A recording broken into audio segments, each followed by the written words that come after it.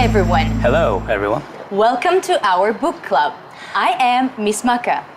And I am Mr. Daryl. Today we have something new for you. We have students in the audience and they are going to participate in the discussion.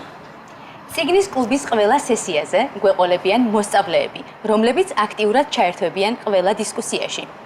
Now today we're talking about the hounds of the Baskervilles. Okay, the author is Arthur Conan Doyle. Now, Ms. Maka, it has a lot to do with ghosts and scary things. Yeah. I wonder, do you have a ghost story of your own? Yes, Mr. Daryl, I do have a ghost story. When I was a kid, once I was on the tree and I suddenly saw something strange. Nobody actually believes that story, but I remember that. So no scary clowns or anything like that? No, it was a kind of woman wearing white, something like that. But I don't know, I think no one will believe that. Let's see if people believe in the Hound of Baskervilles story. So, before we look at the book itself, let's look at our agenda. The first thing that we will do is look at the vocabulary that we will need. Then we will tell you a few things about the author. After, we will talk about the book in short, so we will show you the summary of the book. From there, we will move to the characters. It's important to know who they are. And then we have a look at the setting being the when of the story and the where of the story. And we will have a look at the main themes, which kind of answer the question, why? Like, what's the why behind the story? Yes, and finally, of course, we have to wrap up everything and we'll talk about the conclusion. And definitely, we will have a homework for you. Yes, Mr. Daryl? I will look forward to the homework answers that come in. Yes. And now let's have a look at the vocabulary. We have a selection of 8 words that we think you need to focus on today. Our first word is hound. Hound. Now this is a large dog that's often used for hunting. Monadire dzagli. Our next word is supernatural. Supernatural. This is when something can't be explained by science or by reason, and it's often abnormal. Yes, in Georgian, it is zebunebrivi. Our next word is to investigate. To investigate. This is when you examine or study or try to find something out in more detail. Gamodzieba. From there, we move to a geographical word, moor. Moor. Now that's a wasteland, not cultivated very much, and it's land preserved for hunting. Yes, დაჭაობებული ადგილი. Samunadireo ნაკრძალი.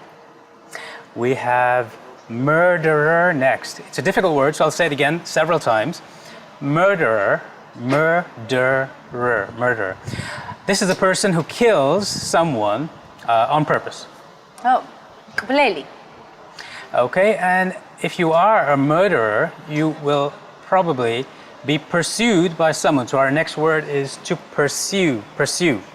This is when you follow someone in order to overtake them or capture them somehow. Yeah, in Georgian, dadevneba. And if you are pursued by someone, you might want to attack him back, to attack. This is when you fight someone to defend yourself. Თავდასხმა. And our last word, going back to geography, mire, mire. And that is wild land that's a bit wet and swampy. Oh, ჭაობი. Okay, wow. Now, a question from the vocabulary part. This question is for our audience. What are some synonyms for the word supernatural? Abnormal or magical? Well done, thank you. Excellent. So, now let's move on to our author, Sir Arthur Conan Doyle. So, he was born in 1859 and died in 1930. He was born in Edinburgh, Scotland, so he was Scottish. He was Scottish, but still British, I guess, because Definitely. of the British Isles. So he's a British writer, and he was a medical doctor by profession. He created the famous character of Sherlock Holmes in the late 19th century, so about 1887. And the first story was A Study in Scarlet. This was the first of 4 novels and 50 short stories, all about Sherlock and his friend Watson. But in addition to detective stories, he wrote science fiction, he wrote fantasy, he wrote plays, romances, poetry, non-fiction, historical novels. Oh, interesting. But did you know that Doyle's attitude towards one of the most famous characters was not that positive?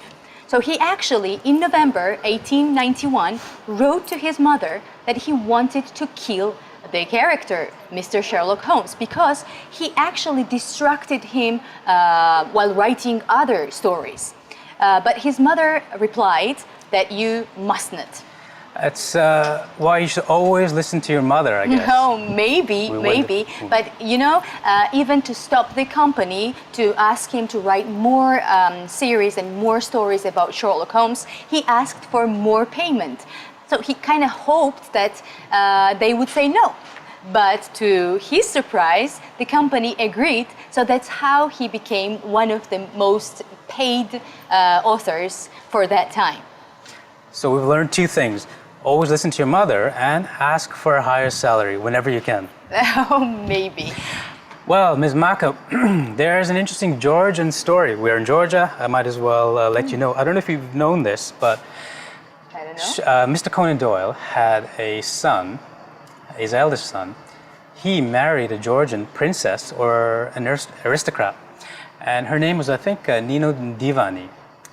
And she was important enough that she was in charge of his legacy for years after he had died. So she took care of his mansion, his finances, and so on. So. Wow, I don't really know. I didn't know this story, actually. Thank you, Mr. Darrell. Now, the question for our pupils. Why do you think Mr. Conan Doyle became one of the highest paid writers of his time? Because he created detective novels and his character Sherlock Holmes became very popular. Oh, thank you very much. I've got another question for our students. Do you think that Conan Doyle based the character Sherlock Holmes on any real people that he knew? Well, I don't think so because he had some supernatural characteristic features, but nothing is excluded. Well, I like that answer. Yeah, me too. Very good. Let's move on now to the summary of our story today. A summary. So, the mystery is told entirely from Dr. Watson's point of view. It's based on the local legend of a ghostly hound, from our vocabulary, that haunts the area, and the action takes place mostly at night. So you might be thinking, is this a horror story or a detective story? Well, it might be both. Yeah. When Sir Charles Baskerville is found dead, Holmes is called upon to protect his son, Sir Henry. No. Okay, but what about the narrator of the story? The narrator is the assistant of Mr. Holmes, Dr. Watson, who is sent to Dartmoor. And Mr. Holmes remains in London because he was kind of busy for that time. But what about Mr. Watson? When he arrives in Dartmoor, he understands that the criminal is at the loose and he's free. So more unsettling events occur during this story because there is an unknown figure and nobody knows who this is, and only later Mr. Watson realizes that this is Sherlock Holmes, who has been conducting his own investigation. Now, Holmes finds out that the killer is a fellow named Jack Stapleton.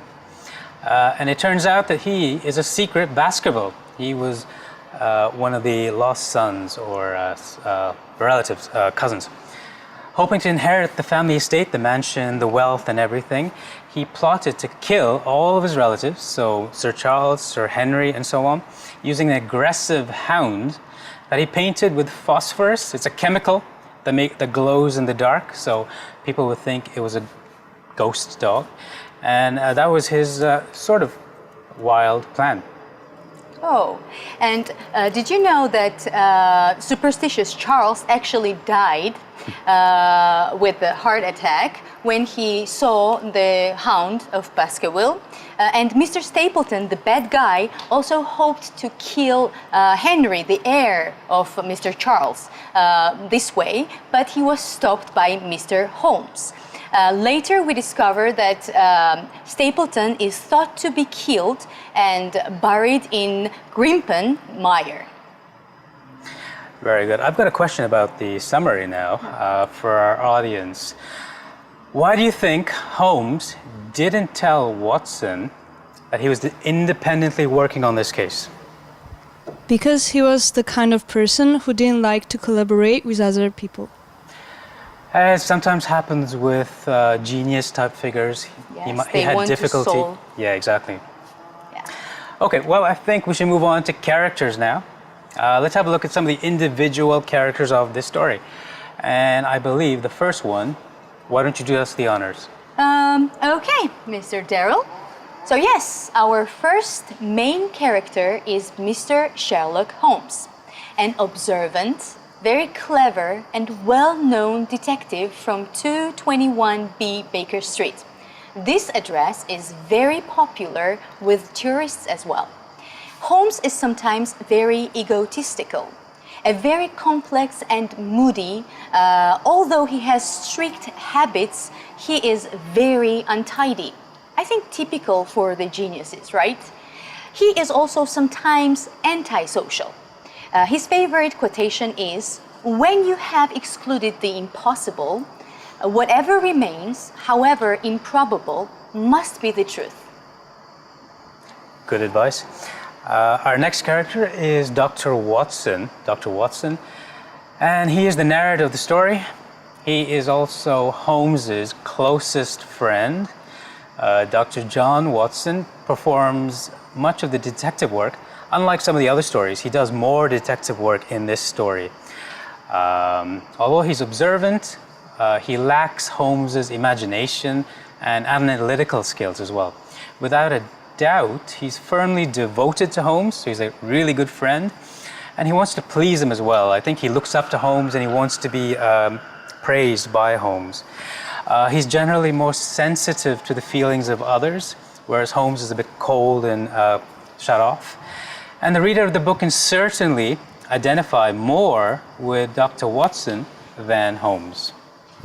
Yes, Mr. Darrell, and definitely Dr. Watson is a really good help for Sherlock Holmes because he's a very devoted friend. Our next character is Sir Henry Baskerville, who is the nephew of the Charles Baskerville and an heir of his fortune. He shows himself to be bold, practical, and straightforward, but also impatient, hasty, and a little bit stubborn. From the beginning, he says that he's not really superstitious, but later he grows anxious over the legend. Cool. We have Dr. Mortimer next. Now he's important for one basic reason. He's the man who hires Holmes for the case, and he lives out there with the Baskervilles on the moor. However, although he's a man of science, he is a doctor after all, he accepts the legend, the superstition of the hound, of the ghost dog, because a lack of evidence tells him otherwise. So he follows the evidence to its ends, whereas Holmes is a little different on that score, as we'll talk about. Oh, okay. But do you know, Mr. Darrell, every story needs a bad guy of the story, and here the bad guy is Mr. Stapleton, who is a naturalist. He studies butterflies and plants on the moor. He presents himself as an eccentric scientist, but is actually the mysterious evil villain. He has used several aliases in the past, including Mr. Vandal and the once managed school. He is discovered to be a nephew of Sir Charles, and it makes him the cousin of Mr. Henry, and meaning he is therefore maybe an heir of the fortune as well. Good. Let's wrap that section up with a question for the audience now. Now you've heard about Holmes, you've heard about Watson. Who would you rather work with if you had to investigate this case, and why? I prefer Sherlock because he was a genius and I would learn much more from him. It'd be easier to work with Sherlock, I think. Yeah, With so- Watson, you'd probably have to suffer a bit. You'd have to do it yourself. Maybe. Yeah, it's really hard not to agree with you because Sherlock Holmes seems really interesting to work with. Very clever, that's for sure. Thank you. Let's move on to the setting now, the setting. As you remember, we often talk about the when and the where of the story. And I'm going to talk about the when of the story.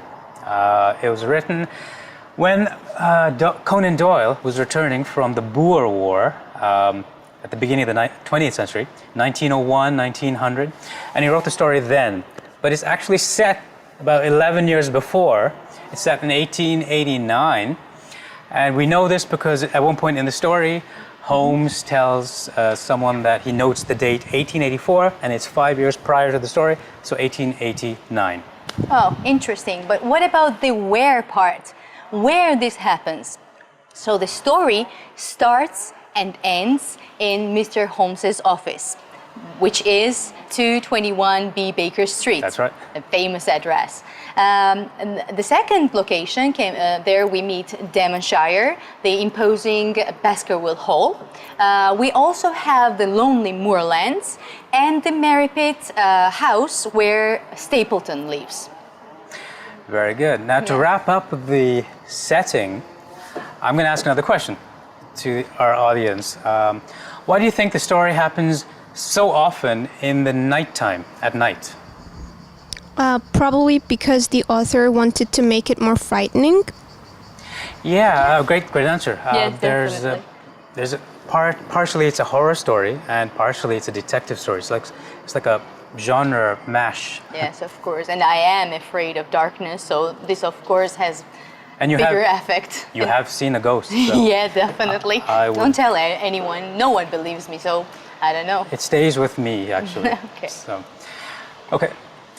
We are moving on to the main themes of the story, or the why things happen in the story, why certain details were chosen in the story. We have two main themes to talk about today. And the first one is the natural versus the supernatural. So what's reasonable versus superstition in a way.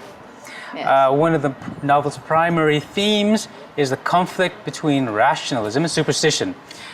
Much of the Hound case suggests occult explanations, but Holmes steadfastly refuses to believe any kind of superstitious reasoning. He looks for real causes. Yes, Mr. Holmes actually represents the power of intellect. So he has good reasoning abilities. He always searches for the clues where nobody else does, actually. Holmes seeks for clues where others have not even looked. And the idea, he also looks at the case like a doctor would do, right? So first examining the symptoms and then making a conclusion, okay? So, and the idea seems to be that there is always a rational explanation. So Holmes would never take this kind of legend or mysterious hound as a real cause of the problem. Very good. And that connects to our second theme, the power of reason. The power of reason. How does Holmes actually solve the cases? The first method, as you mentioned, was observation. He observes very carefully. Yeah. Second, he considers multiple possibilities at once. So he's not like fixated on one thing. He's always thinking of several possibilities all at the same time. And occasionally in the novel, he gives us hints that he considered many possibilities and dismissed them one by one. Yes, and the problem is that some people might too quickly jump to conclusion. But what about Holmes' suggestion? He seems to be that one must first study the facts and then conduct guesswork based on it. On that point, let's ask a few questions, maybe. Yes, definitely. I will start, maybe. I'm interested. How does Holmes solve his cases? You've heard us speak, but how do you think Holmes solves his cases? He is like a doctor. He looks at the symptoms and the diagnosis, the situations. He always looks for reasons and evidences. Excellent. That's a great answer, I think. Yeah, that's what Holmes actually did, right? Now, what about the second question? What other creatures or kinds of people are used as ghosts in these kind of stories? Dolls, clowns, old ladies, mostly in the movies. Oh yes, clowns are really terrifying. Well, now, I think, Ms. Maka, it is time to summarize everything we've talked about all lesson. Yes. So, as you remember, we started with the author, Sir Arthur Conan Doyle, who is mostly famous with his character Sherlock Holmes. From there, we moved to the summary of the story. We mentioned that Sherlock and Dr. Watson investigate a mysterious case of a supernatural dog or hound. Yes. Then we talked about the characters. So where, of course, Sherlock Holmes is the main character. Next comes his friend, Dr. Watson. And in this story, Hound of Baskerville, we have Charles and Henry Baskerville and the bad guy, Mr. Stapleton. Mm-hmm. And then we had a look at the setting, as you remember. Yeah. The time is 1889, usually at night. It deals with Baker Street in London. It deals with the Baskerville Hall, Grimpen Mire, and a few other places as well. Yes, and then we talked about the main themes, one of which was the power of reason, and the second one we had natural versus supernatural.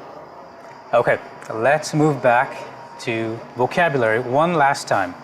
I'm going to repeat them all once just for pronunciation purposes, and I think, Ms. Maka, you can tell us the Georgian equivalent. Definitely. First word, hound. Hound. Monadire zagli. Second word, supernatural. Supernatural. Zebunebrivi. Third word, to investigate. To investigate. Gamodzieba. Fourth word, moor. Moor. Daჭაობებული ადგილი. Samonadireo nagrzali. Next word, murderer. Murderer. Mკვლელი. Next word, to pursue. To pursue. Გადევნება. Next word, to attack. To attack. თავდასხმა. And the last word, mire. Mire. ჭაობი. So, Mr. Daryl, let's not forget our homework. What is our homework for today? I will tell you. We'd like a written response to the following question. Now, imagine you go for a walk on Dartmoor Moor and you encounter a hound, maybe the Baskerville Hound, maybe some other hound, on your walk, and write a description of your walk and what you do about it. Okay, now I will translate our homework into Georgian. წარმოიდგინეთ, მიდიხართ ფეხით დარტმორისკენ. გზად შემოვხვდათ ბასკერვილების ნაგაზი, ან ჩვეულებრივ მონადირე ძაღლი. აღწერეთ სიტუაცია. რას მოიმოქმედებთ, როგორ მოიქცევით, შეგიძლიათ აღწეროთ ბუნება და ასე შემდეგ. Well, I hope this was as fun for you as it was for us. I think it's time to finally say goodbye. Yes. Until next time. I think that's the end of our today's session. Thank you very much for watching. Thank you, the audience, for your interesting answers. And thank you, Ms. Maka, for an interesting conversation. And thank you very much, Mr. Daryl. See you next week. Goodbye.